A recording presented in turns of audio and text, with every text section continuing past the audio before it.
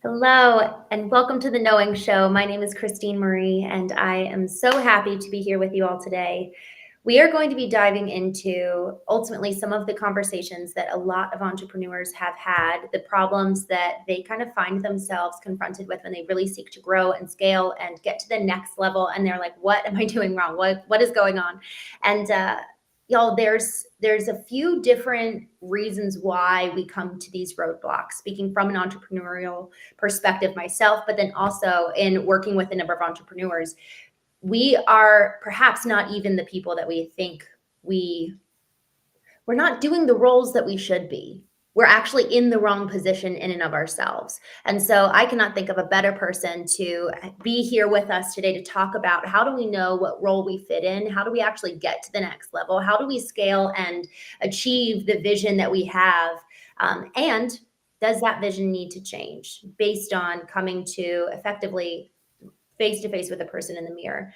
So, Kasim Aslam, you have built so many successful businesses, 7, 8 figure exits. You have about 15 businesses, I think. When you pulled up your spreadsheet, you've got about 15 businesses that you have built and still are building. I'm so happy you're here. Thank you for joining us. Yeah, thank you for having me. And if I ever heard anybody say, "Oh, I have 15 businesses," I would roll my eyes at them immediately and think you need to focus. So I clearly have something of a problem. Clearly. No, I really, actually, your ability to do that speaks to this conversation today because you truly are an entrepreneur. And in our recent conversation, and I'll link that in the comments below, but in our recent conversation, you were talking about there's a few different archetypes that people confuse with being an entrepreneur. And thus, it allows for them when they get to this point of, oh, I need to scale because that's what all the other entrepreneurs around me are doing.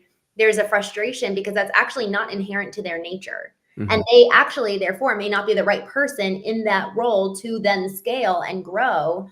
And really, they're a whole other archetype altogether. So I want to lean into that because this is huge. This could really be life changing for a number of people who have thought themselves to be an entrepreneur for the last 10, 20 years of their life.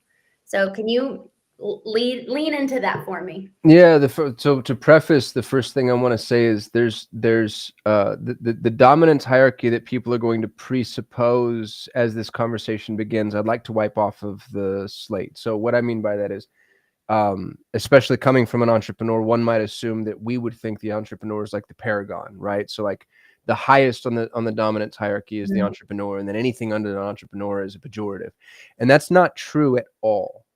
That's not true at all. As a matter of fact, I'd like to maybe not compare them because that will hurt the endeavor here. And if somebody really wants to open their heart and their mind to the concept that I'm going to offer, they really need to let go of preconceived notions. My very strong opinion is most people that think they're entrepreneurs are actually artists or inventors. And those are the two archetypes I like to point out most often. There are other archetypes. And the way to know is if you get really excited about doing the work.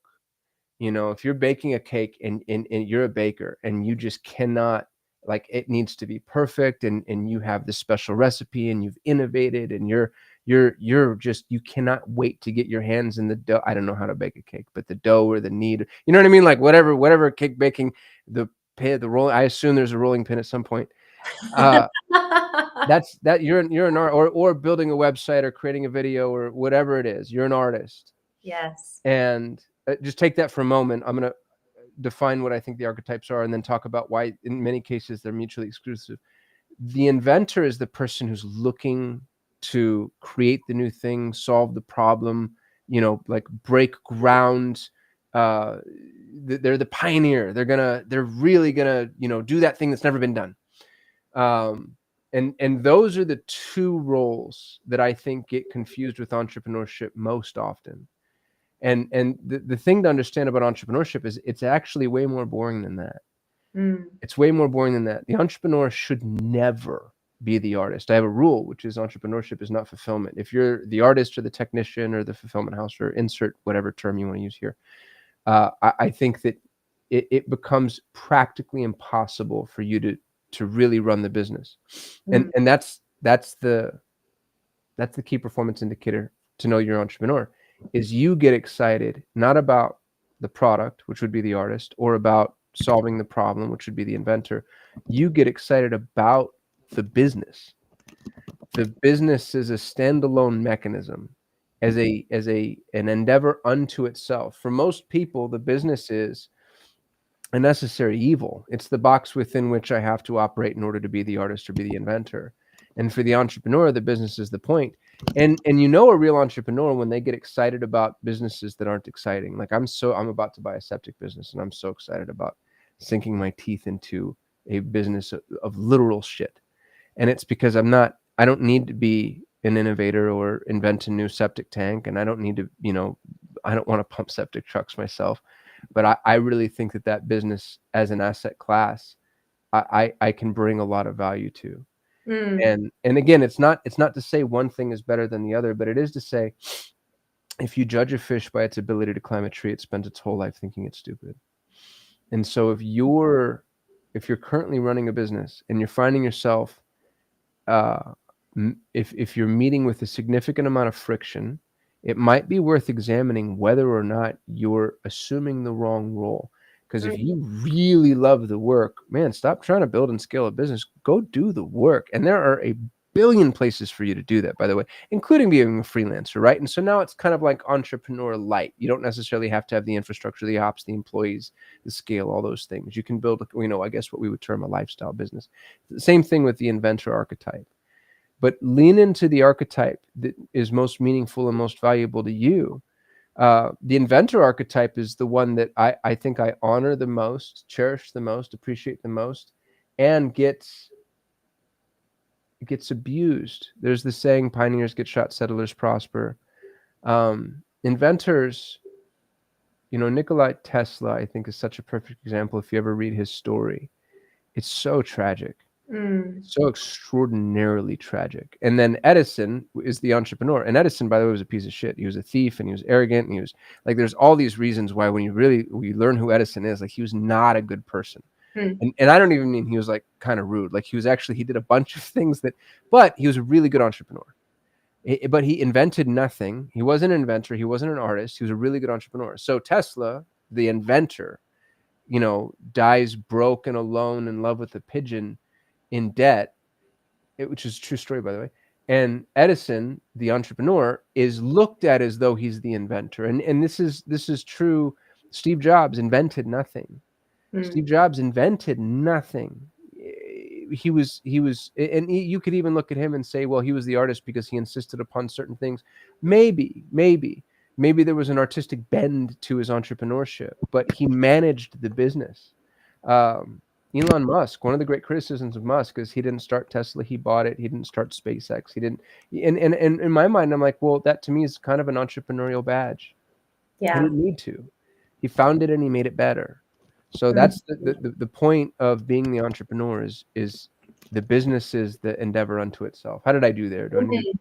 So good. There's so many things that you said that I could kind of pull the thread on.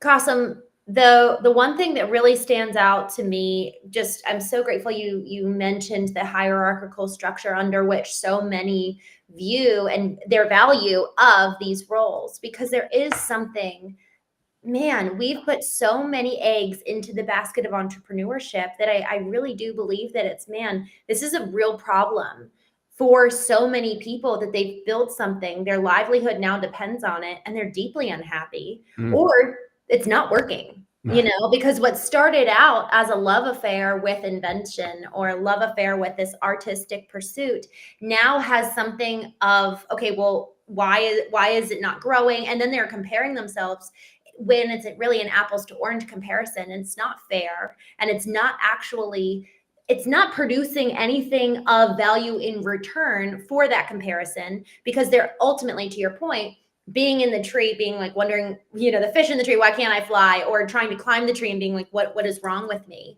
And so there's so many then questions where we're looking in the mirror, but we're not looking at ourselves in the mirror. We're looking at someone else's reflection and thus thinking it's us, and it's a you and me problem.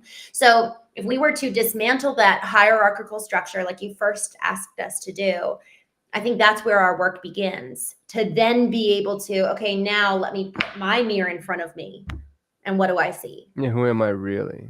Yes. Yeah. And being able to value that which we see. I'm curious to hear your thoughts on this. I have found that I actually can judge something in another most harshly that which I judge in myself. And so perhaps that's a good indicator of maybe you are an artist because you really judge the artist out there, or maybe you are the entrepreneur. So what have you found in terms of kind of understanding and getting closer to looking in the mirror and understanding who you are? What have you found? How did you come to know you are an entrepreneur? Well, so I want to mirror that back at you. There's one of the archetypes I leave out of the discussion, actually, and I wasn't even going to bring this up for this reason. It's because I hate it. I strongly dislike the archetype of the salesperson. And in my opinion, if there are 100, if you meet 100 people today that call themselves entrepreneurs, 10 will be artists that think they're entrepreneurs, 10 will be inventors that think they're entrepreneurs, and 70 will be salespeople who think they're entrepreneurs. And only 10 will be real entrepreneurs. And a real quick aside, here's how you know if you're a quote unquote real entrepreneur. Businesses are a collection of systems. All entrepreneurs are systems thinkers who get excited about systems thinking. If you get really excited about systems thinking, that's the entrepreneurial mindset. And I'll almost go down with that ship. I'd love for somebody to challenge me on it, but I feel like that's so airtight and foolproof that I'm going to put it there, and we'll just assume that that's an axiom. And Well, can I scratch that a little please. bit? Because before we do that, I want to ask you, systems sounds to me a little bit more like ops, like the COO No, doing something like that. that's a great. So I really appreciate that. Here's the distinction between the two. I think the systems would be any collection of if this, then that, except when. And it's the creation of the framework. Ops is the management of the frameworks once created. Interesting. So the entrepreneur creates a framework in which to exist and then hands it over to the operations. Correct. You can never, ever, ever, never, ever let ops manage the systems.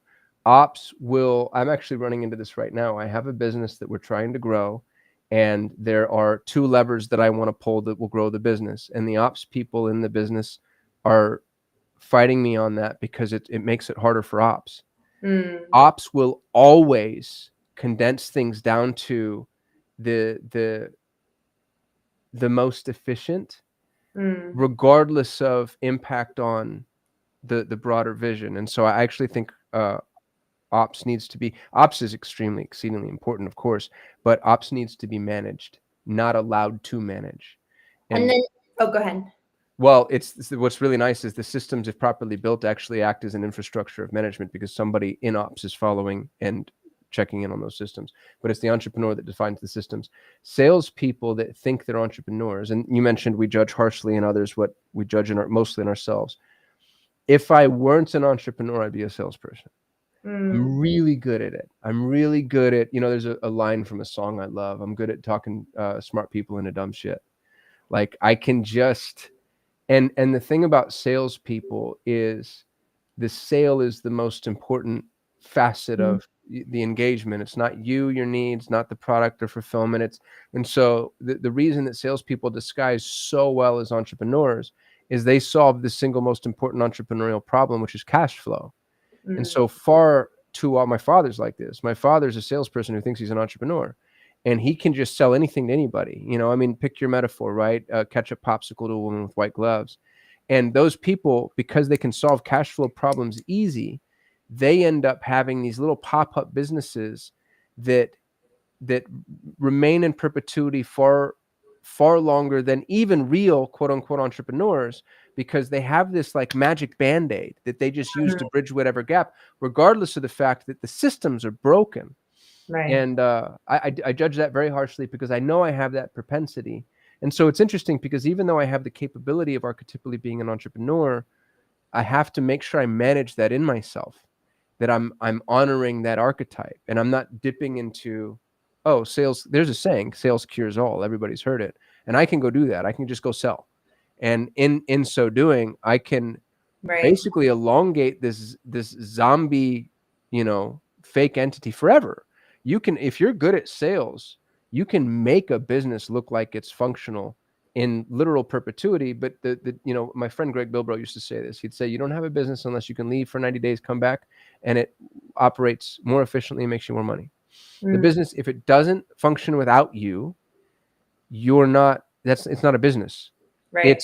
It's you in a suit that maybe amplifies your capabilities, but you need to be able to leave it. It needs to be able to be completely autonomous. And I promise you, the salespeople that play entrepreneur can never do that. They're actually maybe the furthest from it. The artists could get a little closer. The inventors may be closer still. The salespeople are the business. And so that's one of those archetypes that you have to be really careful of. And they're the ones, again, generally speaking, that really view entrepreneurship and that title as entrepreneur as something dignified. Because even when you say sales, nobody likes that. Right. So entrepreneur, it's a hat that they can put on that makes them feel like they're not schlepping used cars. And I think the reason that, they've turned it into something of a hierarchy, which is funny, because they've placed at the top of the hierarchy that which they're not but aspire to be. That's so well said. Quick question in regards to effectively what makes an entrepreneur. I really want to continue to lean into that. So you said they effectively need to love system building and be so good at it. Where does visioning come in? And what are the other characteristics of an entrepreneur? That's such a good question. So you're building a system towards an end. All systems, and this is the difference, I think, between when you asked about ops. Ops builds a system for the sake of the system. It's like, oh, we need to get, these boxes come in and we need to get them wrapped and bowed and packaged and then brought over to here. And ops would say, oh, great, I'll build an assembly line that does that and it goes from here to there. Well, you're thinking within the confines of the system. If you step outside, the question becomes, well, why does the box need to go from here to there? I tell a horribly shaming story. When I first started my incubator, flash forward, I have 17 businesses now. I haven't always done that. And I don't run any of these businesses. And so I build a business, I put somebody in charge, I let it go, and then I move on. Not 15, 17, I'm sorry. 17, that's okay. My CFO, I have one CFO, personal CFO to me and my family office, I guess you could call it, who manages not the finances of all businesses, but the oversight of the finances. And when we first started, he used to send me really in-depth reports on, and I only had 3 entities, let's say, and so I could dive deep, and it was great, and I really appreciated it. But the reports were so deep, and then once we got to 4 or 5 entities, I was like, dude, his name's Esteban. I was like, Esteban, I can't do the deep dive. Can you shoot me a video on each of these? And then I had 5 entities, and at the end of every month, I'd get 5 videos that would tell me, these are the key performance indicators based off of each entity. Here's what he sees. Here's where we hit goal, missed goal, whatever. But then the businesses started to grow. And then as they started to grow, I started to get, instead of 5 videos, I'd have 7 and then 9 and then 10 and then 12. And then so I assigned my EA the task of taking the videos and summarizing the videos for me. And the thing that's hysterical is she's the one that figured it out. She goes, he creates the in-depth report. From the in-depth report comes the summary, uses the summary to shoot the video. I watch the video and summarize the summary. And then she goes, can't he just start sending you the summary directly? And it was this moment where I realized, like, oh, I've lost sight of the purpose of this system. I was playing ops in that particular instance and just trying to solve the problem. I lived within the confines of the system. And if you were to really look at the purpose of why this existed, it was to let the key decision maker know the key performance indicators that were being issued from a summarized perspective. And I think that's why vision is so important. And the nice thing about vision is it's not the entrepreneur's job to enforce the vision, as my story might illustrate. It's the entrepreneur's job to define the vision. The entrepreneur defines the vision, and then if you're really good, and this is the only thing maybe I'm world class at, which is talent acquisition, you bring people to the table that can help bridge the gap. Right. And then if everybody knows the vision, now everything that we do, including a little thing like, hey, Gina, can you do me a favor and please summarize these videos, becomes reconcilable. You get to check it against this vision, the broader vision. And so I think defining the vision for the business is critically important. And the visions can be broad. I own AEO.co right now. And many people don't realize that SEO is already an obsolete endeavor. 60% of all click or searches result in 0 click, and people are turning to answer engines. And so the same thing we used to do with search engines, we're going to do with answer engines, which is try to convince them that we're relevant. So I own AEO.co. I have a staff of now 6 full-timers that have done nothing but try to reverse engineer why LLM source or citation. Here's what's really interesting. I don't have an offer. Like, I have nothing right now to pitch. We have a community that people can join if they want to learn, but I actually try to talk people out of joining the community. I don't know if it's going to be a SaaS. I don't know if it's going to be professional services. I don't know if it's going to be a consultancy. I don't know if I'm going to sell this data. Here's what I do know. I want AEO.co to be the global authority in answer engine optimization. And that is a very, very, very broad, but to be frank, very clear vision. Broad visions can be very clear. I want to be the best. I want to know more than anybody else. I want to be the repository of information. I want to be the hub. I want to be where people go. I want to be the one that cracks this code, that solves this problem. Do I need to know how to monetize it? No, I don't believe I do. And maybe that's hubris, but I'm also kind of in the luxurious position where I can afford to do that type of thing and start a business that doesn't even have an offer. I have no way to take money right now, but I know I want to be the world authority in answer engine optimization because I think it's going to be that important. And so that's the type of vision that I put in front of my employees when it's like, hey, we need to know more. And what would you say? We need to know more and better. Right. It's breadth and depth about this particular topic. And I think that that's a fine vision at the moment. And the people that are working for me, one gentleman in particular, his name is Julian, they've been extraordinary. Like, Julian's the one that keeps coming to me saying, oh, we should try this, we should do this, we should hire for this. And it's because he understands the vision. And then he's the one that executes on it. A few points to what you just said. The entrepreneur defines the vision, but then it's also the entrepreneur's job to stay so closely tied to the vision so that we never lose sight of it, so that we can redirect when people get out of scope. The worst is when we start, to your example. I thought that was such a good, simple example of effectively you had your head down rather than up. And that's the job of the entrepreneur, is to not just define the vision, but to stay so with like line sight of the vision. And then, okay, everybody here, let me keep pointing you back to it, also defining it so clearly so that they can self-direct. But at that same point and at that same degree, it's allowing for the space and time for the cultivation of the vision. So yes, the initial definition, but then also the cultivation thereof.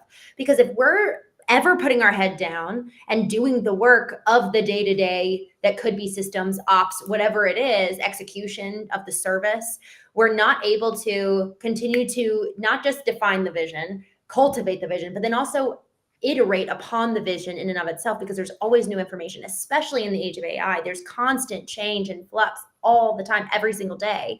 And so as the entrepreneur, it is of utmost importance. And I think that this needs to be a critical part of the definition of entrepreneur of itself, is that the entrepreneur knows how to step back and take time and go above and outside of what is going on to thus be creative. It's like the entrepreneur is ultimately the one with the foresight that, yes, cast the vision, but then also with the ability to stay with like a thumb on the pulse of what's going on every day.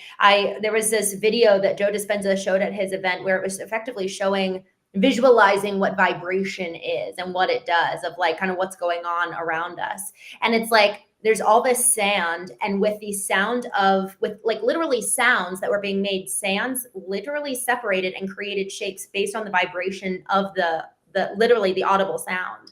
And then the sound went higher up in pitch, and then the sands shifted.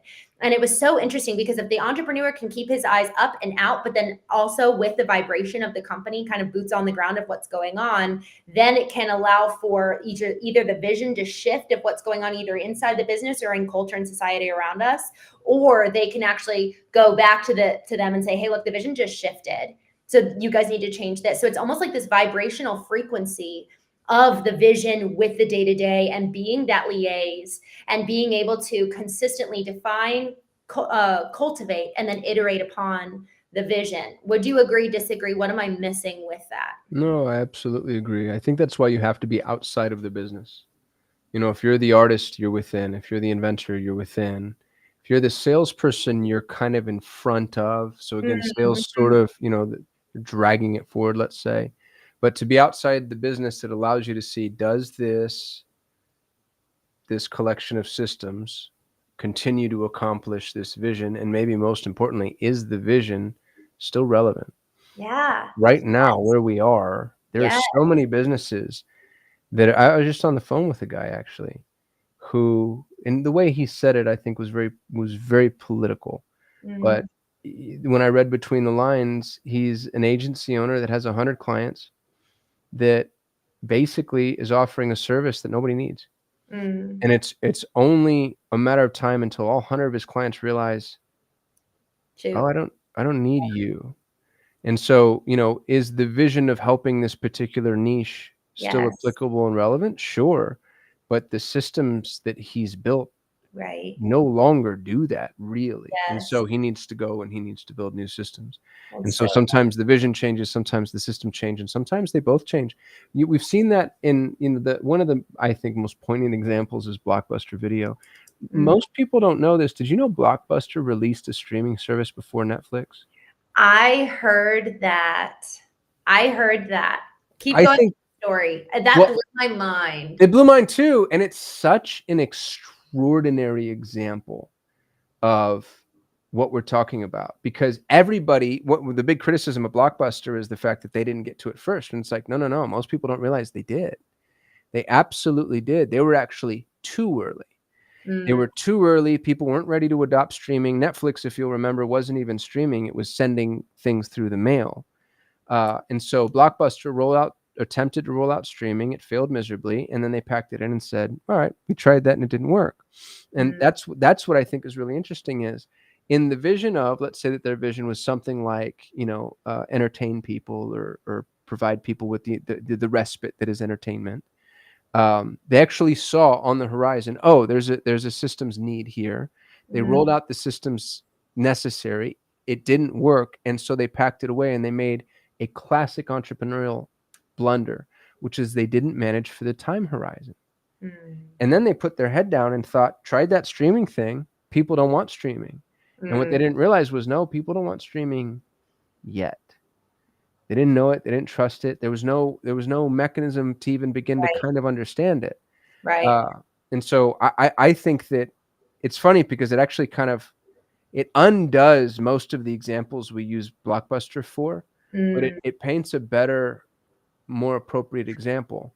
Well, and it's a more poignant lesson, I think, for all of us, especially with how much things are changing. There's something about, even to your whole conversation earlier about AEO.co, that's so new. So how do you allow for keeping the rhythm of the conversation in alignment with with the rhythms of others? That's why I actually really love this concept of vibration, of like what's going on around us. How do I stay ahead of the curve, but not too far ahead so that I leave people in the dust, and then somebody who's keeping better, basically, frequency with the conversations and the energy of what's happening in the industry and industries. There's a lot of difference around AEO from multiple different industries, and they're all at multiple different levels.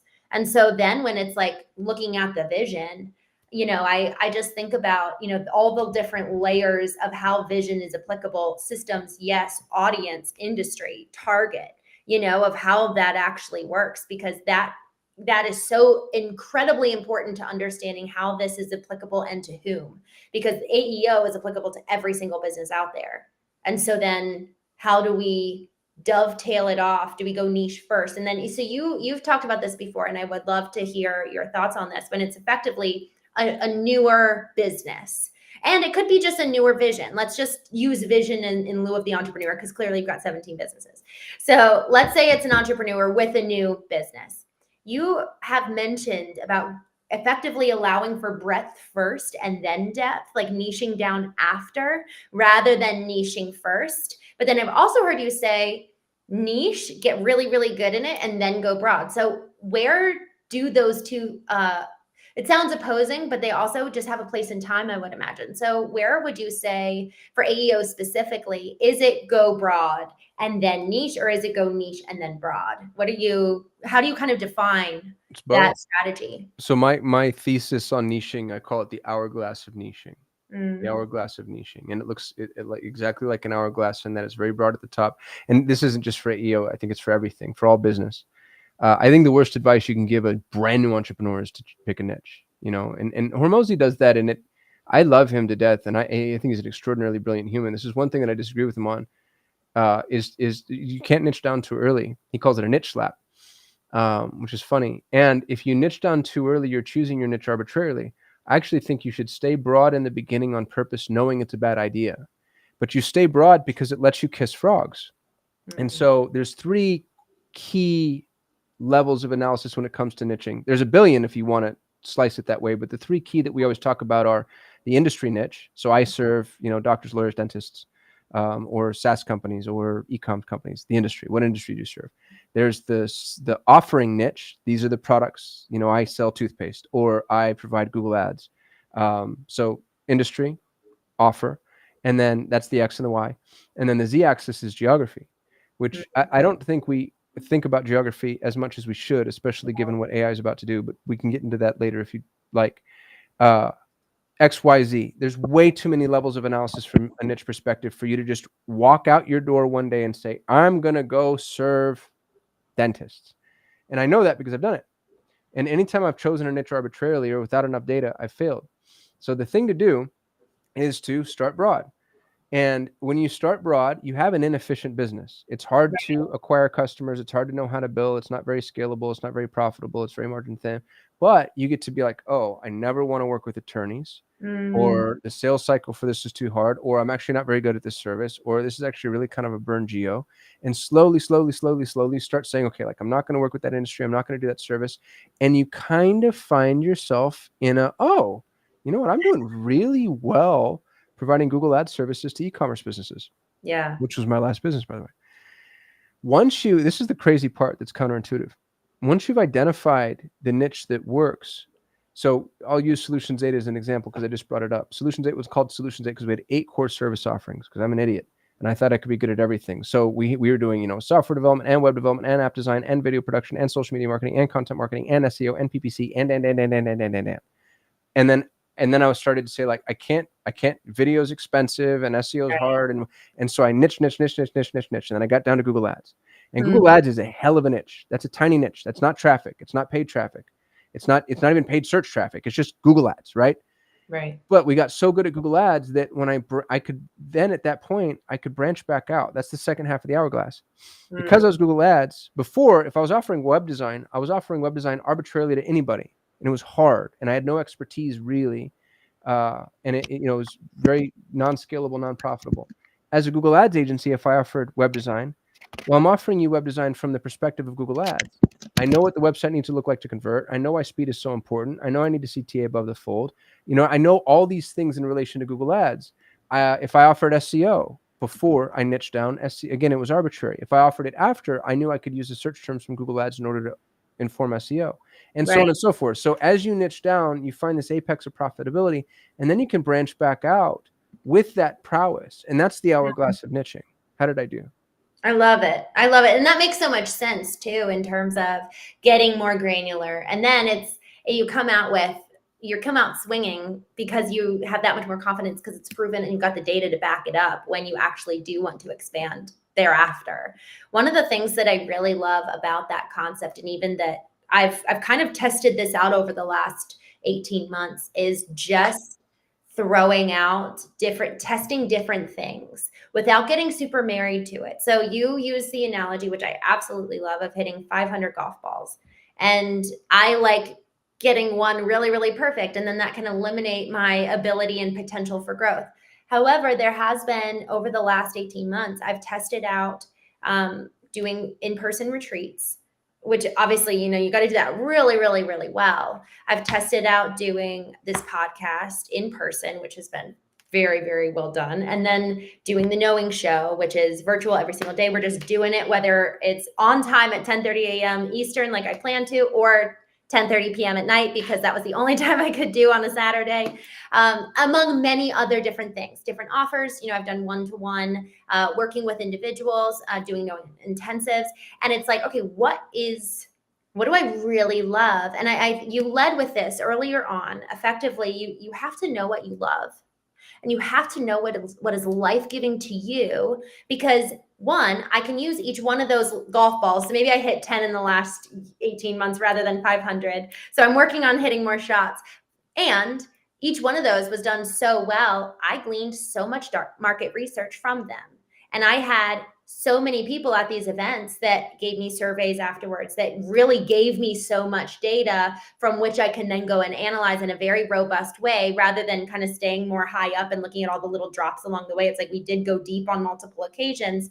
So now I'm working on kind of doing the reverse engineering of, okay, let me just hit a lot and have a lot of spraying everywhere and see how that works. But what that showed me during that time, so to effectively alchemize this approach that I took of going deep in multiple areas rather than going so broad in additional, I got really great quality market research and data. I also tested out what I like and what I love. Because here's the thing, I actually might find something that really works for people, but I may not love it. And to your point about, it's not just, well, the who you are in terms of the entrepreneurial, artistic inventor archetype, but what is the thing that actually lights me up? What am I actually called to do? And Kasim, we've been talking about this a lot in terms of knowing what is the thing. Because then the energy and vision that I put forward for that business is going to have, there's going to be a different talk about frequency we were talking about earlier. There's going to be so much more energy and love and life that we're able to invest into that business. So that doesn't mean we don't have the other 16. That doesn't mean we don't shoot the other 499 golf balls, but that one, man, that is the sweet spot. We've got the market research. We know that there's a need. We know that there's a niche, and that is where I get lit up. And so with all of that, I'm curious, where you've been doing these businesses, where you've been basically hitting the 500 golf balls, have you found those points of alignment where it's like everything just kind of blended together? You know that there's a need, you know that there's monetary opportunity, and you love it. Like, how many of those out of the 500 golf balls you hit on a day-to-day basis, where have you found the synergy there? Like, what do you love about AEO.co? You spoke about it with so much fervor, and you said you want to be a global authority. Why? Like, what do you love about it? So I actually do this really poorly. This might be, I think, the biggest fail point for me is I look at my professional life. Most of the businesses I own don't light me up. When you talked about finding the thing that you love, I felt a little tinge of shame because I was like, oh, I don't do that. If I see an opportunity, I have a couple of a few, I call them a buy box. I have a buy box for, what businesses I'll get into and how. And if something fits in my buy box, I jump. Can you lean into that? That's really important. Talk about your buy box. Yeah, so I'm, just as an example, I'm traffic first. I will not start a business, invest in a business, or buy a business if I don't know where the traffic's going to come from, because I came from the traffic industry and I know that traffic is more expensive than your, operating costs and your cost of goods and your cost of fulfillment generally combined, right? Like, traffic eats businesses alive. Most people don't even realize that they just work for Google and Meta. It's not uncommon for Google and Meta to make more money per purchase than you. It's insane. And so one of the most important criteria in my buy box is traffic first. If I find a business that matches my buy box, everything that I want, nowhere in my buy boxes I have to love it. And it's interesting because I end up with 17 businesses, all of which are either profitable or building an amount of equity that I'm comfortable investing in. Like AEO.co, for instance. It's not making me money per se, but I think it's turning into an asset that I know is going to be supremely valuable. Right. And I don't know. I don't really there's nothing about AEO. I hate traffic. I hate agency. You know what I mean? Like, I like the idea that I got there first, but even that's just kind of ego. I think the Pareto talent lights me up because I love, we hire, we find people in Latin America, train them to be EAs, and then place them with overwhelmed entrepreneurs. And we find people in emerging nations that don't have exposure to opportunity, pay more than they'd ever make domestically, let them work from home on a semi-flexible schedule, doing meaningful work. Mm. And it's extraordinary the impact it has. I get, a Slack message every other day from somebody. Somebody sent me a message saying, I'm living in the first house I've ever lived in. Another person who works for me directly, actually, in another business that I own, because for the first time ever, he was a freelancer. He now has PTO. He went on tour with his band. You know what I mean? Like, if you think about the anthropological impact of just taking parents and letting them stay home to work, they're still working, but they're home. Yes. The domino effect is really significant. So that lights me up a lot. I get lit up by, like, I own a mastermind. I like being on stage because there's something in me that just enjoys the limelight. But I haven't figured out my purpose, like the why. Mm-hmm. That's probably why I have 17 and not 1. Because that's the thing that I do know is, and this is the truth for anybody listening, like, I would make way more money if I just focused on one thing. But I don't like any of them enough to make that my thing. And so I kind of like where I am right now. I'm sort of playing. It's a sandbox, I just feel like a mad scientist, and I'm good at building businesses, and I'm good at scaling them up to a certain point. I've never hit 8 figures in revenue. That's an open air secret, by the way. I call myself a 7 and 8 figure entrepreneur because I've had 8 figure exits, but I've never hit 8 figures in revenue, because once I get to high 7s, the wheels of everything that I build start getting a little shaky. And I know for a fact, I have a lot of confidence in myself that I could fix that, because I know people that haven't. They're not any smarter than me.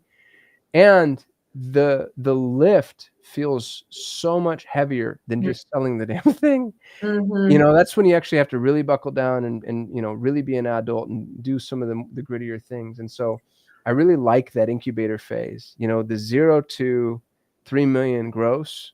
That's so much fun. So fun. And it feels so. Well, and here's the question: is that what you love?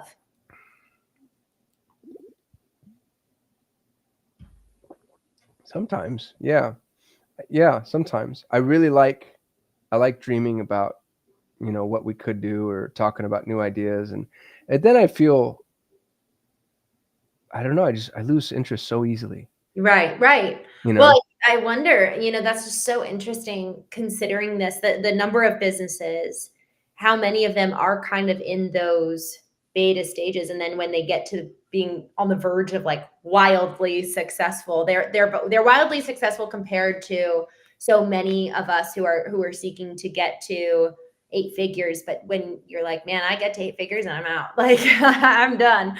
And that's where it's so interesting. Like, I think it partially, what's helpful for us to even identify what we really want and what we really love is what I really don't like.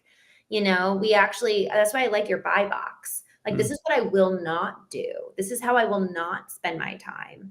And I'm curious as well, you love your boys.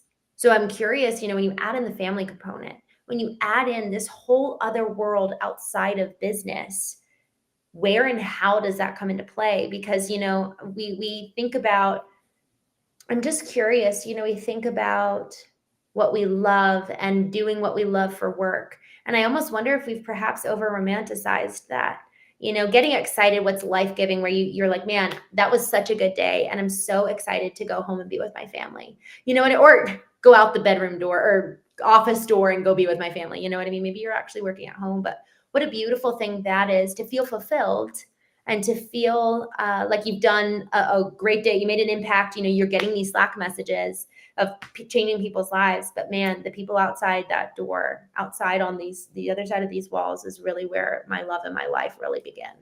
yeah.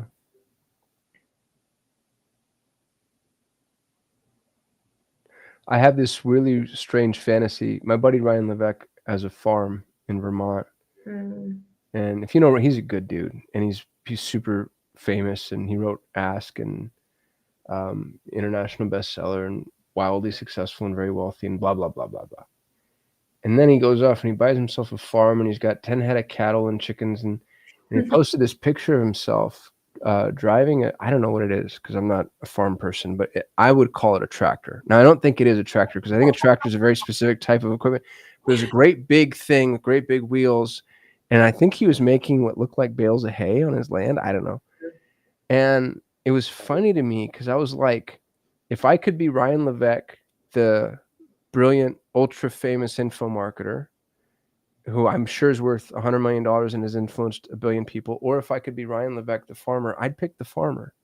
Like if Mm, I could switch with Ryan, but I could only pick one, yeah. like there's just something about being outside and working with your hands and working with animals. And like you said, being around my kids and that like if I just think about my day to day and my buy box isn't make money, Right. yeah, Right. it's just like, man, Yeah. it would be tons of fun to just be on the farm.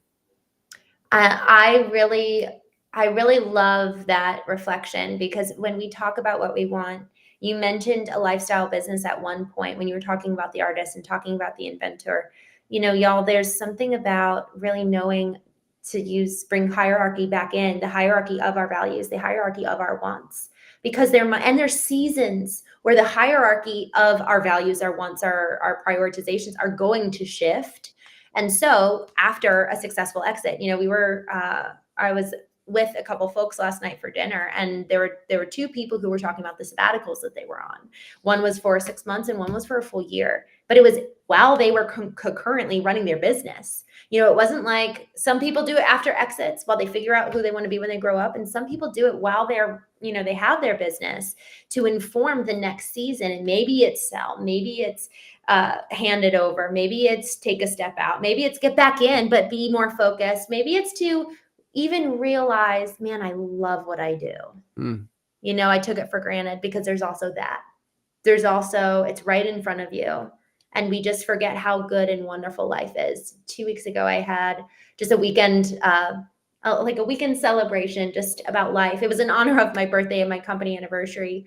And it was the excuse to welcome people to get together. And Kasim, I asked everybody, they were all there to celebrate me, but I told them, we rarely take time to look back, and look back at how far we've come, living in the game.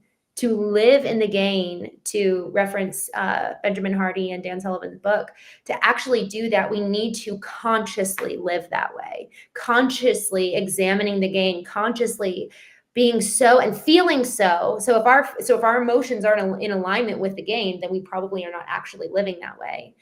And so to actually live in the gain, there is so much gratitude, yes, and still creating future forward goals. But in the gratitude, looking back, we actually see what was so successful. The book Good to Great, sometimes we're constantly looking to reinvent the wheel and create, but man, maybe what we're doing is really working, and perhaps we've just taken it for granted because we haven't been living in the gain so much. So there's so much nuance to this conversation. I know that we're close to time here, but I'm curious if there's anything else that you would want to add, because this whole concept of am I entrepreneur, artist, inventor, salesman, who am I, is so incredibly important, because I think so many of us can live a lot of our life barking up the wrong tree. And then that's when we run into a midlife crisis. And then we ask this question rather than asking it today or tomorrow or setting aside time this weekend to really dig deep. So what would you say for the person who's going to set aside time and ask these questions? How would you encourage them? I think that the most important thing to do is the first thing we said, which is set aside your scorecard is in terms of what's worth most. Mm. Like entrepreneur is not better than artist, isn't better than inventor, isn't better than salesperson. You know what I mean? Like it's not about better or worse. Yeah. It's just about what your skill set is. Mm. And I'm going to butcher this. I heard a definition of genius that's something like genius is the thing that you can do that's both excellent and easy. So Mm. there's things that we could do and do it to the degree of excellence, but it really Yeah. tasks us.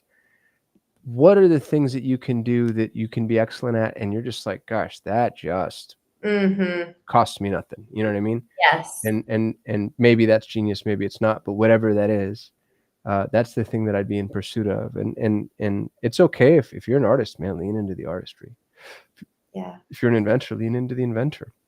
If you're a salesperson, the other thing too that's really helpful about that is when you know what you are, you know what you're not. and then you can go get help. If you're a really extraordinary artist, go find the entrepreneur who can build a business around your art. I'm so glad you said that. Yes, 100%. You know, and to be frank, the entrepreneur needs you a lot more than you need them. Same for the inventor. But I think it's taking inventory, it's taking stock, and it's being willing to let go of your sacred cows. And so many people want to be like, gosh, I really want to be an entrepreneur. And so then they just, maybe they can achieve excellence, but if it's not easy, if it drains them or taxes them, I don't think that's a good price to pay. Yeah. Yes. And y'all, I like ending these shows with some semblance of a prompt. We talk about a lot of things for us to do throughout the conversation, but to really be actionable, ask yourself this question. Do the homework, look back over your life, specifically professionally, and look for the intersections of those crossroads of, man, I felt so much like I really achieved a lot and there was a lot of joy there. Where did you actually feel like it was, man, I wasn't just giving, I was actually being filled up. And it was like this wheel of output, input of your own doing. Man, that's power, because then we're self-generating our own energy rather than outsourcing it, looking for others to fill that need. But we're effectively able to do that for ourselves by what we do for a profession. What a blessing that is. So think about that, because there are going to be intersections in your life, and it could have been the job you did when you were 16 years old. What about that did you love? What lit you up? And to Kasim's point earlier, getting those Slack messages. Maybe it's not necessarily the service you're providing, but it's the people's lives you're changing that lights you up, and that's what you love. And those are the peaks, the pinnacles throughout the timeline of your professional career. So Kasim, thank you so much for your time. I so appreciated our conversation. No surprise. Thanks for having me. I appreciate you. Everybody listening, thank you